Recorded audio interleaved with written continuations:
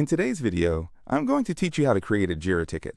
If you find this useful, consider subscribing and liking the video. Let's dive right in.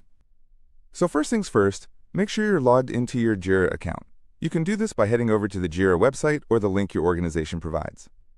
Once you're logged in, you'll find yourself on the main dashboard, where all the magic happens.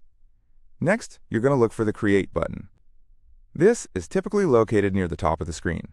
Click on that. It's a bright, inviting button, so you can't miss it.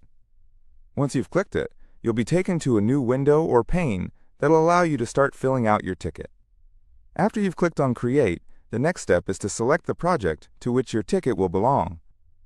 In Jira, projects can represent different teams, products, or any area your organization is managing. Make sure to choose the right project. This is really important because it organizes your tickets properly and keeps everything in the right context. Now, once you've selected your project, it's time to choose the task type. You'll usually see options like bug, task, or story, among others. Choose the type that best fits your situation.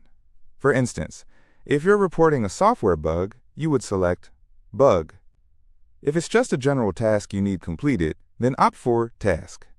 After the ticket type is selected, the next thing you'll need to do is to name your ticket. Think of a clear and concise title that describes the issue or task at hand. A good ticket name should provide enough context, so anyone viewing the ticket later will understand its purpose without needing additional explanation. So take your time here, it's worth it for clarity's sake. Once you've named your ticket, you might notice a button that says Show More Options. Go ahead and click that. This will expand the fields available to you for additional information.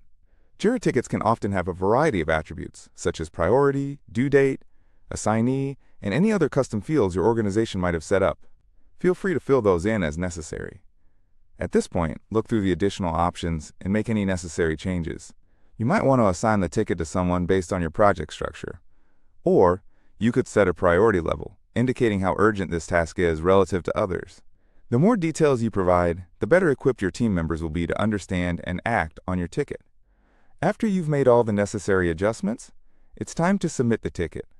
You'll likely see a Create button or something similar at the bottom of the ticket creation pane. When you click this button, your ticket will officially be created within the system. And just like that, you've created your very own Jira ticket. It might seem like a series of steps, but with practice, this process will become second nature. Jira is a powerful tool for managing tasks and collaborating with your team, and knowing how to create tickets efficiently can greatly enhance your workflows. To wrap things up, remember to review your ticket details before you submit, so you can avoid any misunderstandings later. If you had an issue you reported, you can always come back to that ticket to check its status, or to add any comments or additional information. Thanks for watching today's tutorial on how to create a Jira ticket.